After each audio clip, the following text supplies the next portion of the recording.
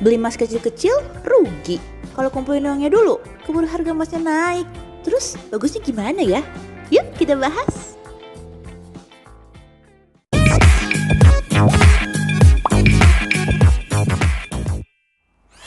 Berbicara soal beli emas, kadang masih aja suka jadi perdebatan nih. Metode yang kayak gini lebih bagus, beli yang seperti ini lebih bagus, kalau mau untung caranya seperti ini. Nah, kadang bagi kita yang pemula jadi bingung nih, cara belinya yang bagus yang mana nih, yang paling bener yang mana gitu ya. Nah, sebenarnya saat ini cara untuk membeli emas itu udah banyak banget ya, jadi udah mudah banget. Bahkan kalau misalkan kita mau beli emas digital, itu bisa dimulai dari Rp100. Nah, sekarang juga emas fisik nggak mau kalah nih. Mereka juga menyediakan emas kecil-kecil dengan harga yang sangat terjangkau. Itu kalau nggak salah saya cek bisa dari Rp5.000 atau senilai 0,005 gram gitu ya. Mungkin nanti dikoreksi kalau salah ya. Nah, di sesi kali ini saya ingin membahas secara lebih detail lagi nih. Jadi bagi teman-teman yang masih pemula, jadi lebih paham. Dan yang bagi yang sudah paham, jadi lebih paham lagi. Yang suka jadi bahan perdebatan itu biasanya emas fisik gramasi besar, emas fisik gramasi kecil, dan yang terakhir adalah emas digital. Satu kunci yang mau saya tekankan di sini adalah tidak semua orang kondisinya sama, atau tiap orang pasti kondisinya berbeda-beda. Jadi bisa jadi metode yang menurut kita jelek ternyata malah berjalan dengan baik di orang yang berbeda, ataupun berlaku sebaliknya. Baik teman-teman, terkait dengan bahasan kita kali ini, beli emas kecil-kecil atau nabung dulu, saya punya 4 poin yang akan saya bahas di sini. Oke, kita langsung masuk aja ke poin yang pertama. Di poin yang pertama ini, saya tertarik membahas emas gramasi kecil. Nah, tadi seperti yang saya sampaikan ya, emas fisik ternyata sekarang nggak mau kalah nih dengan emas digital. Dia mengeluarkan emas yang kecil-kecil juga supaya bisa terjangkau untuk dibeli oleh masyarakat. Nah, biasanya yang suka jadi perdebatan adalah emas kecil-kecil ini, kalau kita beli, kita rugi gitu ya. Atau misalkan nggak rugi deh, untungnya lama, lebih halusnya seperti itu ya. Bener nggak seperti itu? Ya, jawabannya benar. Karena gini nih teman-teman, semakin kecil gramasi emas yang kita beli, maka harga per gramnya itu akan semakin mahal. Nah, ini saya kasih contoh aja ya. Misalkan yang tadi harga 0,001 gram atau senilai Rp5.000, kalau kita per gramin itu harganya jadi Rp5 juta 1 gramnya.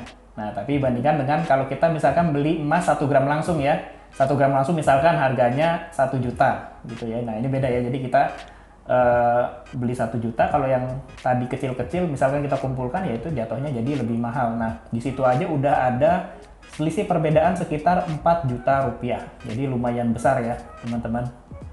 Emas kecil ini variasi ya. Kalau saya mengkategorikan emas kecil itu emas yang di bawah 0,5 gram lah ya. Jadi kalau masih 0,5 gram ya emas kecil, tapi saya anggap masih agak besar sedikit ya, karena ini juga cukup mahal untuk sekarang, sekitar 500 ribuan. Jadi di bawah 0,5 gram tuh banyak banget sekarang, ada 0,25, 0,2, 0,1, 0,05, 0,025 dan seterusnya sampai gramasi yang terkecil tadi.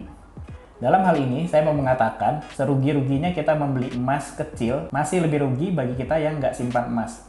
Karena emas ini tetap saja bisa melindungi harta kekayaan kita. Jadi ini sifatnya lebih ke lindung nilai. Nah, ini juga yang mesti saya tekankan kepada teman-teman ya. Jadi balik lagi seperti poin yang di awal pembukaan, saya selalu mengatakan tidak semua orang kondisinya sama gitu ya. Jadi pasti beda-beda. Ada yang sanggup misalkan dalam 1 bulan itu hanya sanggup menyisihkan uang sekitar 100 ribuan, ya kita beli 0,1 gram gitu ya. Ada yang sanggup cuma misalkan kayak tadi 5 ribuan ya 0,001 gram gitu. Nah, emas ini kan gramasinya beda-beda ya. Jadi nggak semua orang sanggup beli langsung di gramasi yang besar. Misalkan langsung dari 1 gram, 5 gram, ataupun 10 gram. Oke, sekarang kita lanjut ke poin yang kedua. Di poin yang kedua ini saya ingin membahas tentang emas gramasi besar. Membeli emas gramasi besar, terutama emas fisik, ini sangat menguntungkan buat kita. Karena semakin besar gramnya, semakin murah harga per gramnya. Ini kalau di emas fisik. Jadi kalau misalkan kita beli 1 gram, misalkan harga 1 juta, kalau kita beli 5 gram, per gramnya tidak sampai 1 juta. Nah, jadi semakin besar, semakin murah harganya, dan kita juga bisa punya keuntungan, selisih marginnya itu juga nanti jadi semakin besar. Nah, sekarang saya mau tanya nih sama teman-teman di rumah. Kira-kira dalam 1 bulan, sanggup nggak secara konsisten nabung emas 5 gram per bulan? Nah, 5 gram itu kurang lebih harganya Rp4.500.000. Ada yang sanggup? Alhamdulillah banget ya kalau misalkan ada yang sanggup, dan saya doakan mudah-mudahan bisa konsisten. Jadi tabungan kita lebih banyak dan keuntungan dari plan yang kita inginkan itu jadi cepat tercapai. Baik, sekarang kita lanjut ya ke poin yang ketiga. Poin yang ketiga ini adalah emas digital. Nah, ini emas yang sangat menarik nih untuk kita perbincangkan ya, atau kita bahas kali ini. Emas digital ini adalah suatu metode pembelian emas secara online yang bisa dikonversikan ke dalam gramasi emas itu dengan nominal rupiah berapapun gitu ya. Jadi istilahnya di emas digital ini kita bisa membeli sampai koma-komanya gitu ya, beda dengan emas fisik. Jadi ada beberapa kelebihan yang didapatkan di emas digital. Pertama, harganya relatif murah karena bisa dimulai dari 10.000 umumnya. Namun sekarang ada juga yang bisa dimulai dari Rp100. Sangat terjangkau banget dan nggak perlu repot-repot, kita sudah punya tabungan emas. Nah, berikutnya spreadnya rata. Rata nih maksudnya gimana? Jadi kalau kita beli emas di gramasi kecil ataupun gramasi besar, kalau tadi di emas fisik itu setiap gramnya harganya berbeda ya, semakin besar semakin murah, kalau di emas digital sama. Jadi kita nggak perlu khawatir kalau kita beli emasnya yang kecil-kecil, nanti spreadnya jauh atau keuntungannya sedikit. Enggak, keuntungannya sama aja. Biasanya kalau di emas digital itu spreadnya antara harga beli dengan harga jual itu 3-4%. Umumnya seperti itu. Namun ada juga yang di bawah itu, mulai dari 1,75%. Spreadnya tipis banget ya. Jadi kita punya kesempatan keuntungan yang lebih banyak. Selain itu, di emas digital juga update harganya sekarang cepet banget nih teman-teman ya. Kalau dulu mungkin emas digital update 1 hari sekali, sekarang update-nya 1 jam sekali, ada juga yang per menit sekali sudah update. Artinya apa dengan harga emas yang sering update seperti ini? Khusus di emas digital, kita bisa dapat keuntungan yang lebih cepat dari emas fisik. Saya udah buktikan, waktu itu saya pernah beli emas digital di salah satu platform, kurang lebih dalam jangka waktu 1 minggu, saya sudah dapat selisih keuntungan. Walaupun gak banyak, setidaknya saya udah untung. Beda dengan emas fisik. Kalau emas fisik, kita baru beli, jual seminggu kemudian, otomatis rugi.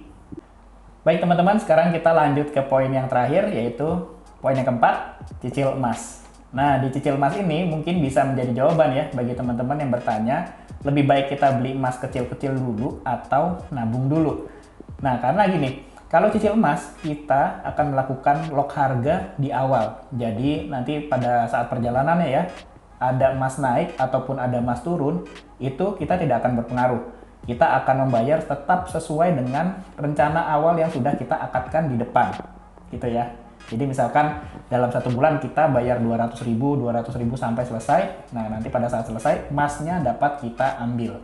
Tapi di sini perbedaannya kita nggak langsung ngambil emas ya. Emasnya ditahan dulu, kalau sudah lunas baru kita bisa ambil emasnya. Jadi kalau kita telusuri lebih dalam lagi, cicil emas ini banyak banget loh keuntungannya. Yang pertama, tadi ya, kita tidak terpengaruh harga naik ataupun turun. Lalu yang kedua, kita jadi lebih disiplin nih untuk menabung emas setiap bulannya ya. Karena kita tadi punya kewajiban untuk membayar emas setiap bulan sampai selesai. Dan yang terakhir, kita bisa capai tujuan kita lebih jelas, lebih fokus gitu ya. Jadi lebih terencana lah. Kadang bagi kita yang nggak merencanakan nabung emas gitu ya, jadi kalau kita nggak punya plan ya kadang suka-suka aja ya, bulan ini beli, bulan depan nggak beli, nanti bulan depan nggak beli lagi, nunggu uangnya ada, atau misalkan nunggu bonus dulu baru beli gitu, kadang-kadang suka nggak jadi prioritas. Nah, tapi dengan cara cicil emas ini, mau nggak mau, apa yang sudah kita rencanakan ya itu harus kita prioritaskan, jadi tujuan kita cepat tercapai. Misalkan nanti teman-teman di rumah ada yang pengen punya tabungan emas sampai akhir tahun ini sekitar 25 gram atau 50 gram, ya udah di set dari sekarang gitu ya, diplankan dari sekarang. Jadi mau nggak mau, istilahnya ada nggak ada uang ya, kita wajib menyisihkan per bulan untuk menyelesaikan cicilan emas kita. Karena gini nih teman-teman, kadang ya kalau kita misalkan nabung dulu, nah pada saat nabung tiba-tiba harga emasnya tuh udah naik. Tadinya kita udah rencanain, mau coba nabung yang berapa ya, yang 5 gram deh gitu ya, per bulan segini gitu ya. Begitu terkumpul, nggak taunya harga emasnya udah naik, udah nggak 4 juta lagi misalkan ya, jadi 4,5 juta. Akhirnya ya udah nggak kebeli harga nggak kebeli gram emas segitu ya. Jadi kita harus turunin sedikit gramasi emas yang kita belikan. Nah menurut saya sih sayang banget karena gini, harga emas itu kan fluktuatif. Kalau kita nggak segera book dari sekarang, kita nggak tahu besok naik ataukah besok turun gitu ya. Karena terus terang aja, tidak ada yang bisa memprediksikan secara pasti kapan harga emas akan naik, kapan harga emas akan turun. Jadi semua itu memang banyak faktornya ya. Jadi kalau menurut saya, selagi kita masih ada uang, selagi ada dananya, langsung belikan aja. Gimana teman-teman? Mudah-mudahan dengan penjelasan yang saya sampaikan bisa semakin jelas ya. Kalau menurut saya, mau metodenya apapun itu tetap baik. Yang penting dari sekarang, yuk kita mulai nabung emas, lindungi harta kita dengan emas mulai dari saat ini. Udah berasa kan inflasi makin tinggi, apa-apa makin mahal, harga bensin mahal, harga kebutuhan pokok mahal. Jangan lupa juga penghasilan ataupun gaji kita yang kita dapat sekarang 5 tahun berikutnya, 10 tahun berikutnya semakin tidak berarti nilainya. Sekarang kita punya uang 100.000 aja, bisa bertahan berapa lama? 1 hari? 3 hari? Seminggu? Nggak mungkin seminggu ya, pasti udah habis tuh. Semakin tahun, semakin naik. Yang nggak naik, mungkin gaji kita. Terima kasih teman-teman, semoga bermanfaat. Sampai ketemu di konten berikutnya. Mofit Indonesia, tempatnya untuk cari ilmu.